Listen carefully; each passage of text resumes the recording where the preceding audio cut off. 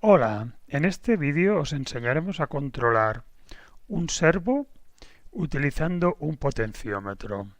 Un potenciómetro es una resistencia variable, vamos a comprobarlo, en la cual nosotros podemos ir girando, en este caso el dial. Al ir girando el dial lo que hacemos es variar la resistencia de salida. Si la resistencia es más grande o más pequeña, en este caso varía la tensión de salida. Podemos encontrar diferentes tipos de potenciómetros.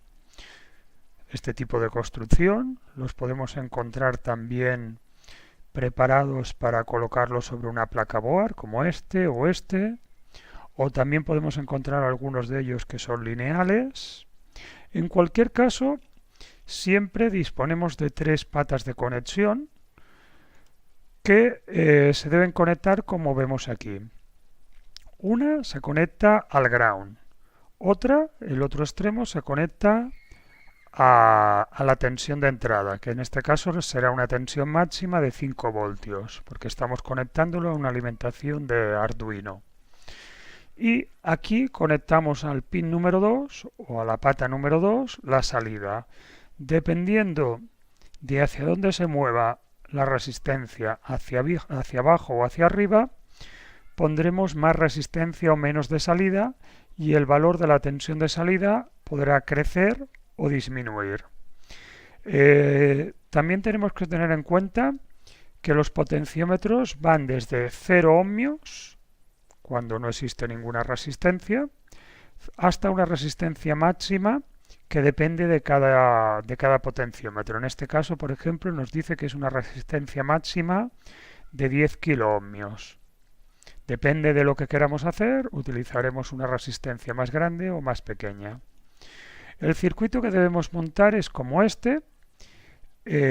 Simplemente deciros que el multímetro lo hemos puesto para que veáis cómo varía la tensión. No hace falta que lo pongáis, si queréis lo podemos eliminar. Eliminamos el multímetro para que el circuito sea más claro. Y veis que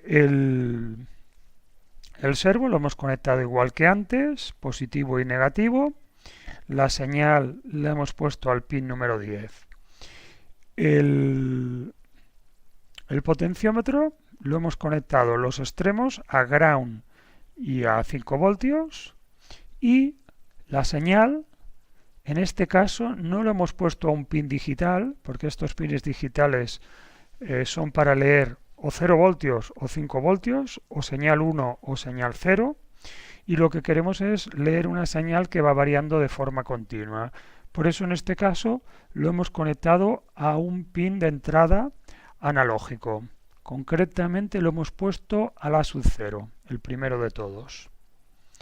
Esto lo que nos dará es que al hacer la lectura de esta señal tendremos un valor que va entre 0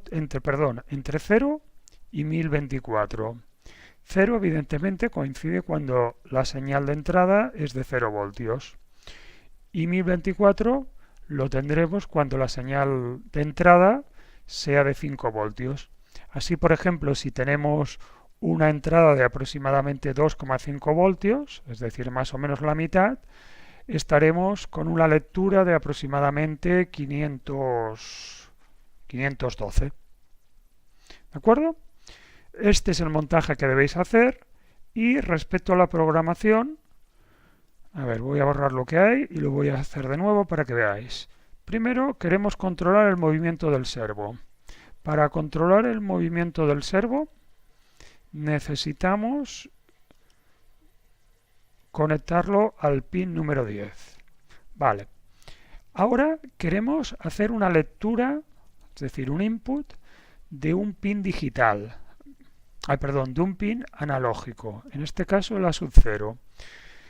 Pero claro, esto nos dará un valor, como hemos dicho, entre 0, valor mínimo, y 1024.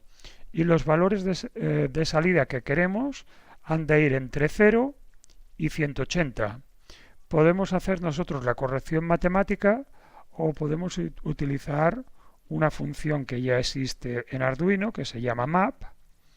Con esta función simplemente tenemos que decirle que haga la lectura A ver cómo lo puedo hacer para que lo veáis mejor. Lo hago un poco más pequeño. Hacemos la lectura